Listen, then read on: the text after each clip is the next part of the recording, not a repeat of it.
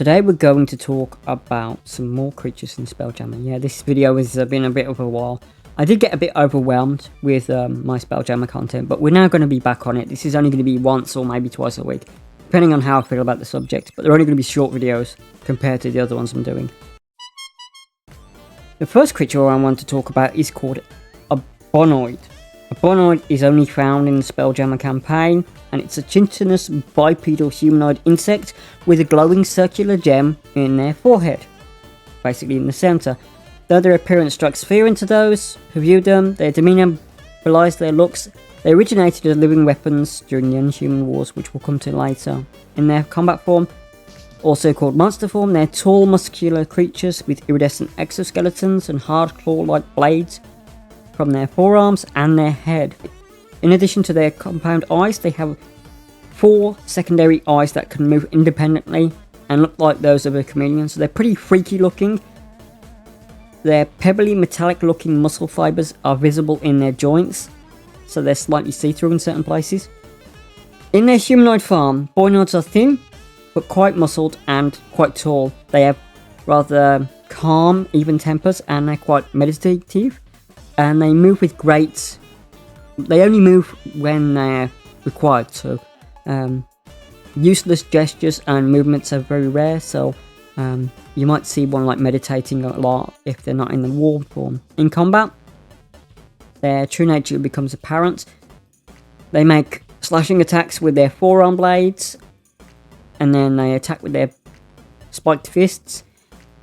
And then their feet, they can also kick with a heeled spur and do 2 kicks per round. Due to their high speed, Bionoids use their fists, arms and feet in combination with a leaping attack that brings it immediately into close range. Close combat with large opponents, the Bionoid also crushes the other opponent in its arms and bear hugs them down. They specialise in a special type of halberd that only they can use, so they're only built for the Bionoid type of musculature and size in war forms. Now, they do have spells.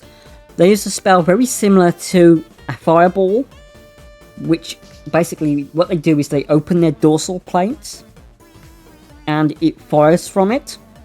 It counts as, you would now count it as, I guess you would count it as some sort of like bound spell, or maybe some sort of like cantrip that a race has automatically. So they have basically a level 6 fireball at level 1, completely overpowered. But they have to rest for a full day after using it because it's such of a drain on them. There's crystal eye on its forehead. It is its weak point. They will often cover this with some sort of armour, or maybe they will, walking around in their humanoid form, they'll wear like a blindfold over it because they don't want people to attack them. Now, they're quite clever, and they'll notice if you're aggressive towards them, and they'll automatically switch to their war form, so it's quite hard to get them unawares anyway.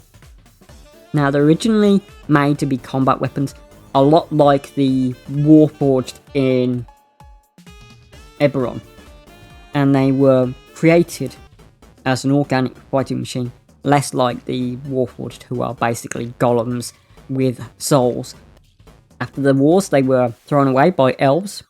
It's always the Elves that are the bad guys for some reason sometimes, but they live apart from the Elves as sort of like plague victims, and they have a deep distrust of all Elf races. And although the Bionoids, or Bionoids as it's sometimes known, they were instilled with an instinctive urge to fight without quarter. They're essentially good beings, but they constantly strive for control over these urges to fight constantly.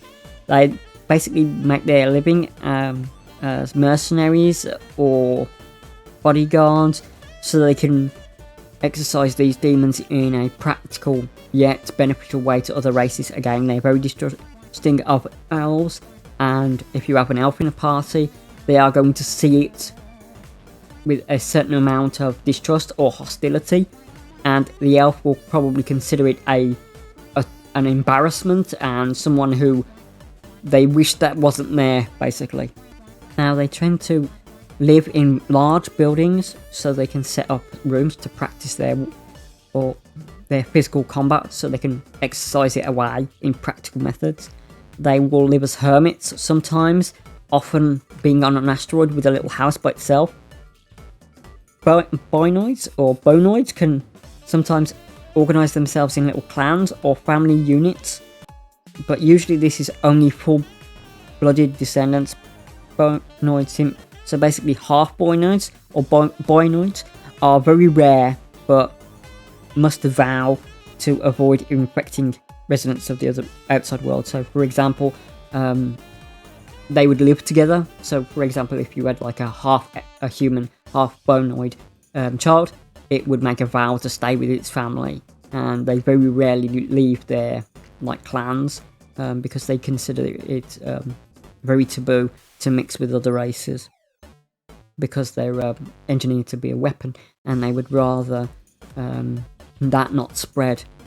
Bionoid reproduction is quite invasive. The eggs mature are in a disc-shaped crystalline trigger in the center. This crystal serves multiple purposes. It's made so that people will be attracted towards the egg. When a potential host touches the crystal eye, it basically marks the egg. The egg bursts out, attaches to the host. Very alien chestburster themed. Eventually, they separate and becoming a separate nymph bionoid. If an orc touches the egg explodes in a corrosive, yet like basically an acid bomb, causing immediate death. And here in second edition, it did 2d12 hit points of damage, corrosive damage. Half orcs make their saving throws. The half orc and the bionoid bind in symbiosis. Evil beings confused with it, but suffer the penalties of radical change to their alignment, because they'll automatically become good, because the bionoid will basically force its personality onto you. If elves or other ones touch the egg, it infiltrates the victim, creating another bionoid or bionoid. The new bionoid has the abilities as stated as previously, whereupon the host monsters will, and basically what will happen is that you'll get two. You won't get one, you'll get two. You'll get like one from that forms from the symbiont that will drop off, and you get the original host will turn. So basically you get two parts, but they're both bionoids.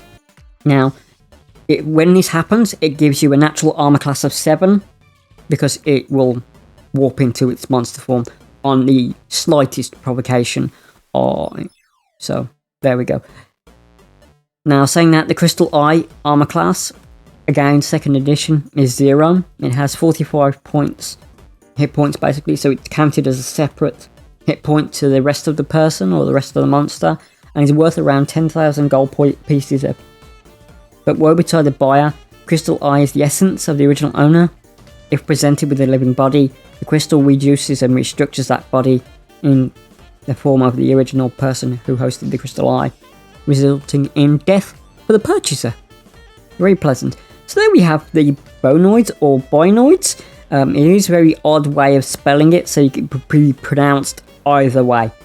I hope that was interesting. We're only doing one today because that was quite a lot of information about this specific race. Did it give you thoughts about the facehuggers and the xenomorph? This is a little different because you'll get 2 individuals off most races, but sometimes you'll only get 1 if it's a half orc. But remember, it basically kills orcs on touch, because that's what they're basically. The elves hated the orcs, and there's a whole war with orcs that I'll get into in the Spelljammer setting. This monster, of course, is found in the Spelljammer reference MC9 Monstrous Compendium, Appendix 2. The TSR reference is TSR 2119, and the ISBN number is 156076071. Thank you all for watching. Do take care of yourselves, and bye bye.